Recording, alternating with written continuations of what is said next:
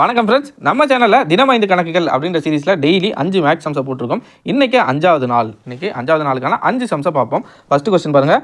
முழுவதுமாக நிரப்பப்பட்டுள்ள 80 litre 100 litre 120 litre கொள்ளளவு உள்ள கலன்களில் பாலினை சரியாக அளக்கக்கூடிய பாத்திரத்தின் அதிகபட்ச கொள்ளளவு என்ன? இங்கிலீஷில் what is the greatest possible volume of a vessel that can be used to measure exactly the volume of a milk in cans of 80 litres 100 litres 120 litres. இதை நான் எளிமையாக சொல்கிறேன், பார்த்துக்கோங்க. 3 கேன் இருக்குது, ஓகேங்களா? 3 கேன் இருக்குது. இந்த 3 கேனில் ஃபஸ்ட்டு கேனில் 80 லிட்டர் பால் இருக்குது, அடுத்த கேனில் 100 லிட்டர் பால் இருக்குது, இன்னொரு கேனில் 120 லிட்டர் பால் இருக்குது. மொத்தமாக 3 கேன். இந்த 3 கேனில் இருக்கிற பாலை நம்ம ஏதோ ஒரு பாத்திரத்தை வச்சு அளக்கணும், ஓகேங்களா? இந்த பாலில் அளப்பாங்கல்ல, லிட்டர் மாதிரி இருக்குங்களே, இது கூட நீங்கள் ஞாபகம் வச்சுக்கோங்க, ஓகேங்களா? இது அதிகபட்சமாக எத்தனை லிட்டர் வச்சு 3த்தையும் ஒரே ஒரு வெசல், ஒரே ஒரு அளக்கிற பாத்திரத்தை வச்சு இந்த 3த்தையும் நம்மளால் மிச்சம் இல்லாமல் எவ்வளோ லிட்டர் அதிகபட்சமாக நம்மளால் அளக்க முடியும், ஓகேங்களா? 10 லிட்டர் அளக்கிற ஒரு பாத்திரம் இருக்குன்னு வச்சுக்கோங்களேன். 10 லிட்டர் வச்சு அளந்தோன்னா இந்த 80 லிட்டர் பாலை 8 முறையில் அளக்கலாம். இதை 100 10 முறை அளக்கலாம். இந்த 12 120 12 முறை அளக்கலாம், ஓகேங்களா? இது வந்து 10 லிட்டர் ஏதாச்சும் ஒரு பாத்திரம் வச்சு அளக்கிறதுக்கு. கொஸ்டினில் என்ன கேட்டிருக்காங்கன்னா அதிகபட்ச கொள்ளளவு கேட்டிருக்காங்க. கொஸ்டினை நல்லா பாருங்கள், என்ன கேட்டிருக்காங்க? அதிகபட்ச கொள்ளளவு. 10 என்பது அதிகபட்சமாக நமக்கு தெரியாது. இந்த மாதிரி கேள்வி வந்தால் நம்ம அதிகபட்சம் எப்படி ஈஸியாக கண்டுபிடிக்கிறதுனா இதுக்கான HCF போட்டோன்னா நம்மளால் ஈஸியாக அதிகபட்ச கொள்ளளவுக்கான ஆன்சர் கண்டுபிடிச்சிடலாம். இப்போ பாருங்கள், 80 100 120 இந்த மாதிரி அதிகபட்சம்னு கொஸ்டின் வந்தாலே நீங்கள் என்ன பண்ணணும்னா HCFக்கு போயிடணும், ஓகேங்களா? HCFக்கு போனீங்கன்னா HCFனா என்ன? 3 நம்பரும் ஏதோ ஒரே நம்பரால் வகுப்படணும், ஓகேங்களா? LCM மாதிரி ஒரு நம்பரு ஒரு நாளையும் இன்னொரு வகுப்படக்கூடாது. இப்போ பாருங்கள், இது மொத்தமே 10வது வாய்ப்பாடில் வகுக்கும், ஓகேங்களா? அப்போ 10வது வாய்ப்பாடில் போட்டோன்னா 8 10 80 10 10 100 12 10 120. திரும்ப இதை 2வது வாய்ப்பாட்டிலே போடலாங்களா? 4 2 8 5 2 10 6 2 12. ஆனால் அடுத்தது பாருங்களேன், 4 5 6 இருக்குது. இந்த 4 5 6 இந்த 3 நம்பருமே ஏதாச்சும் ஒரு நம்பரால் வகுப்படுமா? வகுப்படாது. ஒன்றை தவிர மற்ற எந்த நம்பராலையும் இது வகுப்படாது. 4 6 மட்டும் 2வது வாய்ப்பாட்டில் வகுப்படும், ஆனால் 5 வகுப்படாது. அப்படி இருந்தால் அதுக்கு முன்னாடி இருக்கிற நம்ம கண்டுபிடிச்ச வேல்யூவோடு நிறுத்திக்கிட்டோன்னா அதுதான் HCF.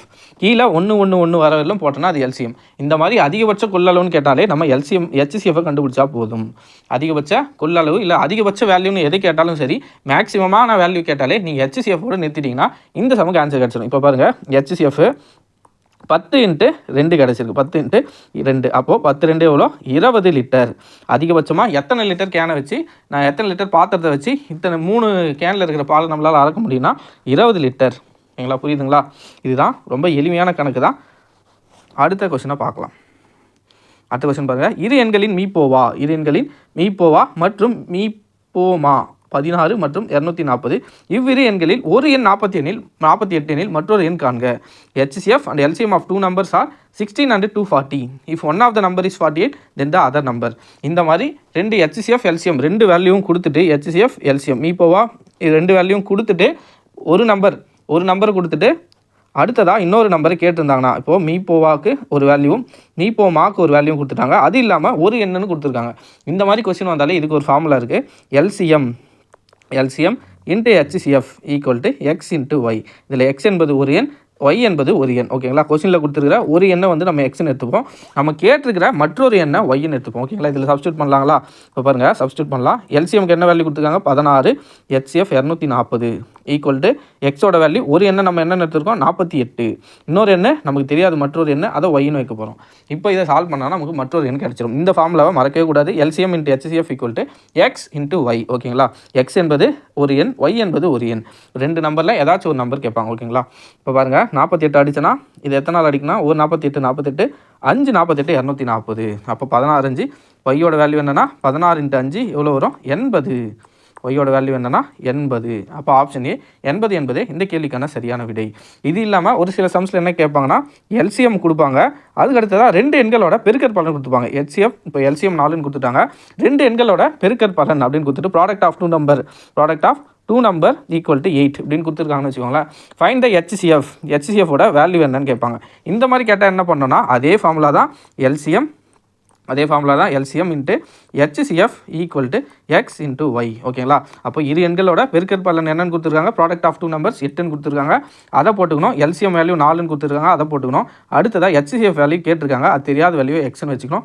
இப்போ என்ன பண்ண போகிறோம், எக்ஸ் தான் நம்ம கண்டுபிடிக்க போகிறோம். அதனால் பெருக்கல் இருக்கிற இந்த 4 இங்கே எடுத்துகிட்டு போனால் வகுத்தல் ஆகிடுங்களா? அப்போ எக்ஸோட வேல்யூ எக்ஸ் ஈக்குவல் டு 8/4ன்னு ஆகிடும். அப்போ HCFோட வேல்யூ எக்ஸ் ஈக்குவல் டு 4/8/4 2. அப்போ எக்ஸோட வேல்யூ 2ன்னு கிடைக்கும். இந்த மாதிரி சம்ஸும் கேட்கலாம். ஏதாச்சும் எல்சிஎம்லையோ HCFலையோ ஏதாச்சும் ஒரு நம்பரை கொடுத்துட்டு ஒரு வேல்யூவை கொடுத்துட்டு இந்த நம்பரை x into y product of 2 numbers இரு எண்களின் பெருக்கற் பலன் ஏதாச்சும் ஒரு வேல்யூ கொடுத்துட்டும் கேட்கலாம். அடுத்த கொஸ்டின் பாருங்க. 10 விவசாயிகள் 21 நாட்களில் ஒரு நிலத்தை உழுது முடிக்கின்ற நிலையில் அதே நிலத்தை 14 விவசாயிகள் எத்தனை நாட்களில் உழுது முடிப்பார்? இங்கிலீஷில் 10 farmers will plough the land in 21 days. In how many days 14 farmers will plough the same land? ஓகேங்களா? இது டைம் அண்ட் ஒர்க் சம்மில் வரும். Time and work. ஓகேங்களா? இந்த சம்முக்கான ஃபார்முலா எதுன்னு பார்த்தோன்னா M1, இது general formula, M1 D1 × H1 equal to M2 D2 × H2. இந்த ஃபார்முலாவை நீங்கள் மறக்கவே கூடாது. இதில் எம்னா மெம்பர்ஸ் இல்லை மென், நீங்கள் எது வேணாலும் வச்சுக்கலாம். ஆட்களை குறிக்கும். டி என்பது டேஸ், அதாவது நாட்களை குறிக்கும். H என்பது ஹவர்ஸ், அதாவது மணி நேரத்தை குறிக்கும். நமக்கு கொஷனில் 10 விவசாயிகள்னு மெம்பர்ஸை கொடுத்துருக்காங்க, அதனால் 10. ஓகேங்களா? அடுத்ததாக D1னா டினா டேஸ், அப்போ என்ன கொடுத்துருக்காங்க, 21 கொடுத்துருக்காங்க. மணி நேரம் H நமக்கு கொடுக்கல, ஸோ இதோடு நம்ம நிறுத்திக்கலாம். அடுத்ததாக பாருங்கள், 2 செட்டு கொடுப்பாங்க இந்த மாதிரி கொஷனில். ஒருத்தர் வேலை செய்கிற ஒருத்தரோட கவுண்ட் கொடுப்பாங்க, அதுக்கப்புறமா நாட்களை கொடுப்பாங்க, நாட்கள். ஓகேங்களா? அதே மாதிரி தான் இதுவும். இந்த பக்கமும் இன்னொரு டேட்டா கொடுப்பாங்க, அதில் ஏதாச்சும் ஒரு டேட்டா மிஸ் ஆகிருக்கும். ஓகேங்களா? இப்போது எம் வேல்யூ கொடுத்துருக்காங்க, டி வேல்யூ கொடுத்துருக்காங்க. ஆப்போசிட்டில் பார்த்தோன்னா ஈக்குவலுக்கு அப்புறமா சப்போஸ் எம் வேல்யூ கொடுக்காம டி வேல்யூ கொடுக்கலாம், அப்படி இல்லைனா டி வேல்யூ கொடுத்துட்டு எம் வேல்யூவை கொடுக்காம இருக்கலாம். ஓகேங்களா? இப்போ இதில் பாருங்கள், 14 விவசாயிகள் எத்தனை நாட்களில் முடிப்பார்னு கேட்டிருக்காங்க.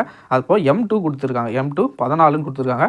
எத்தனை நாட்கள், அதாவது டேஸை கேட்டுருக்காங்க, அதனால் எத்தனை நாட்கள்னு தெரியாது, அதனால் எக்ஸ்ன்னு வச்சுக்கலாம். இப்போ அடிக்கலாங்களா? அடிச்சுன்னா என்ன வரும், 2 7 14, 3 7 21. ஓகேங்களா? இன்னும் மேலே அடிக்க முடியாது. இதை அடுத்தது என்ன பண்ணலாம்னா 10 3 பெருக்கிப்போம். 10 3 30 ஈக்குவல் டு 2 ஒரு எக்ஸ் 2x. அப்போது 30 நம்மளால் ரெண்டாவது வாய்ப்பாடில் அடிக்க முடியும். அப்போ எக்ஸ் ஈக்குவல் டு 30/2. அப்போ எக்ஸோட வேல்யூ என்ன, 15 நாட்களில் அந்த 14 விவசாயிகள் முடிச்சிருவாங்க. ஓகேங்களா? 15 நாட்கள். அப்போ ஆப்ஷன் பி. அடுத்தது பாருங்கள், விடுபட்ட எண்ணை கண்டுபிடி. 49 121 169 361. இடையில் என்ன நம்பர் வரும்? இதை பார்க்கும்போதே நம்ம கண்டுபிடிக்கலாம். எல்லாமே ஸ்கொயர் வேல்யூஸ். 49 என்பது 7 ஸ்கொயர், 129 1 என்பது 11 ஸ்கொயர், 169 21 13 ஸ்கொயர். அடுத்ததாக என்ன வரும்? இந்த நம்பரை கவனிச்சிங்களா தெரியும், எல்லாமே ப்ரைம் நம்பர்ஸ். பகா எண்ணாக தான் இருக்குது. ஓகேங்களா? அப்போ 7 11 13 அடுத்து பகா எண் 15 வராது. நிறைய பேர் 15 நினச்சி 225 ஆன்சர் போட்டிருக்கீங்க, ஆனால் 15 என்பது பகா எண் கிடையாது, ப்ரைம் நம்பர் கிடையாது. ஓகேங்களா? 225 வராது. அப்போது அதுக்கு அடுத்ததாக இருக்கிற ப்ரைம் நம்பர் எதுனா 17 ஸ்கொயர் பண்ணனா 289. அப்போ இந்த கேள்விக்கான ஆன்சர் ஆப்ஷன் சி 289. அடுத்ததாக இந்த சம்பவம் பாருங்கள், ஹையஸ்ட் காமன் ஃபேக்டர், அதாவது மீ பெரு பொது காரணி HCF கேட்டிருக்காங்க. Number 25 B⁴ D³ 35 B² C⁴ 5 45 C³ D. நம்ம ஆல்ரெடி HCF பற்றி பார்த்துருக்கோம். HCFனா என்னென்னா ஃபஸ்ட்டு 3 நம்பர் நம்ம இதில் கொடுத்துருக்கிற 3 நம்பர் எடுத்துப்போம். 25 35 45. ஓகேங்களா? 25 35 45. இந்த 3 நம்பரும் ஏதோ ஒரே நம்பரால் அல்லது 2 நம்பரால் கூட வகுப்படலாம், பொதுவாக வகுப்படணும். ஓகேங்களா? இப்போ இதை நான் பார்க்கும்போது எனக்கு என்னென்னு தெரியுதுன்னா, இது 5வது வாய்ப்பாடில் வகுப்படும். ஓகேங்களா? 5வது வாய்ப்பாடில் போட்டோன்னா 5 5 25 7 5 35 9 5 45. இதுக்கப்புறம் பார்த்தோன்னா இது 5, இந்த 3 நம்பரும் 5 7 9 எந்த வாய்ப்பாட்லையுமே ஒரே வாய்ப்பாடில் வராது, 1வது வாய்ப்பாடை தவிர. இப்போ 5வது வாய்ப்பாடில் போட்டோன்னா 5 மட்டும்தான் வரும், 7 9 வராது. அதே 7வது வாய்ப்பாடில் போட்டோன்னா 5 9 வராது. ஓகேங்களா? இது மாதிரி 3மே பொதுவாக வகுப்படலாம். பொதுவான காரணியாக எந்த வாய்ப்பாடும் இல்லைனா இதுக்கு முன்னாடி நம்ம என்ன கண்டுபிடிச்சோமோ சைடில் என்ன போட்டோமோ அதுதான் HCF. இந்த சம்மு பிரகாரம் பார்த்தோன்னா நம்ம 5 என்பது தான் HCF. இந்த 3 எண்களுக்கும் பொதுவான காரணியாக இருக்கிறது எதுனா 5. அப்போ பார்த்தோன்னே ஆன்சர் 5 C³ தாராளமாக போடலாம். இதுதான் ஆன்சர். பட் கொஸ்டினில் என்ன கொடுத்துருக்காங்கன்னா சில கான்ஸ்டன்ட்டும் கொடுத்துருக்காங்க. என்னென்னா BCD இந்த மாதிரி கொடுத்துருக்காங்க. இதை வச்சு நம்ம எப்படி கண்டுபிடிக்கிறதுன்னு பார்க்கலாம். ஃபஸ்ட்டு பாருங்கள், 25 B இருக்குது. இதில் கொஸ்டினை பார்த்துறோம், நல்லா பார்த்துப்போம். கொஸ்டினில் 25 BC⁴ D³ இருக்குது. ஃபஸ்ட்டில் B இருக்குங்களா, ரெண்டாவதுல பாருங்கள் B இருக்குது, மூணாவதுல பாருங்கள் B இல்லை. அப்படின்னா 3த்துலேயும் பொதுவாக இருக்கிறது தான் HCF இருக்கும். அப்போ B என்பது 3த்துலேயும் பொதுவாக இல்லை. அப்போ B என்ற கான்ஸ்டன்ட் வரவே வராது. அடுத்தது பாருங்கள் C பாருங்கள், இதில் C⁴ இருக்குது, இதில் C⁴ இருக்குது. அடுத்ததாக இதில் C⁴ இருக்குது. ஓகேங்களா? இப்போ 3த்துலேயும் C இருக்குது. அப்போது இது வர HCF வர வாய்ப்பு இருக்குது. பட் பாருங்கள், இங்கே 4 இருக்குது, 5 இருக்குது, 3 இருக்குது. இந்த 3த்தில் எதை நம்ம எடுத்துக்கிறதுன்னு பார்த்தோன்னா இருக்கிறதுல எது கம்மியாக இருக்கும். இப்போது இந்த 3 எடுத்தோன்னா இந்த 5லேயும் 3 இருக்குது, 4க்குள்ளேயும் 3 இருக்குது. ஆனால் இந்த 3க்குள்ளே 5 இல்லை 4 இல்லை. ஓகேங்களா? சிம்பிளாக ஞாபகம் வச்சுக்கோங்க. HCFனாலே என்னென்னா சின்ன நம்பர் இருக்கிறதுலே சின்ன நம்பர் பவரில் எது இருக்குதோ அதை தான் எடுத்துக்கணும். ஆல்ரெடி நம்ம 5 கண்டுபிடிச்சி வச்சுருக்கோம். அடுத்ததாக இப்போ கான்ஸ்டன்ட்டில் ஏபிசிடியில் சி மட்டும்தான் நமக்கு 3த்துலேயே இருக்குது. அந்த சிலையும் எது கம்மியாக இருக்குன்னா C3. அப்போ ஆன்சர் 5C3. பக்கத்தில் ஒரு டி இருக்கே சார் அப்படின்னு கேட்டிங்கன்னா ஃபஸ்ட்டில் D3 இருக்குங்களா? ஃபஸ்ட்டில் D3 இருக்குது. அடுத்ததில் பாருங்கள் டிஏ இல்லை. அடுத்ததில் பாருங்கள் டிஏ இல்லை. அப்போ டி வர வாய்ப்பு இல்லை. அப்போ ஆன்சர் என்னென்னா 3த்துலேயே இருந்தால் மட்டும்தான் நம்ம அதை எடுத்துக்கணும். சி மட்டும்தான் 3த்துலேயே இருந்துச்சு, அதனால சி எடுத்துக்கணும். அப்போ ஆன்சர் என்னன்னா 5C3. அவ்வளோதான் ஃப்ரெண்ட்ஸ், இன்றைக்கான சம்ஸை பார்த்துட்டோம். நாளைக்கான 5 கணக்குகளை நாளை சந்திப்போம். நாளை பார்க்கலாம். ஓகேங்களா? கருத்துக்கள் ஏதாவது இருந்தால் கீழே சொல்லுங்கள். நன்றி.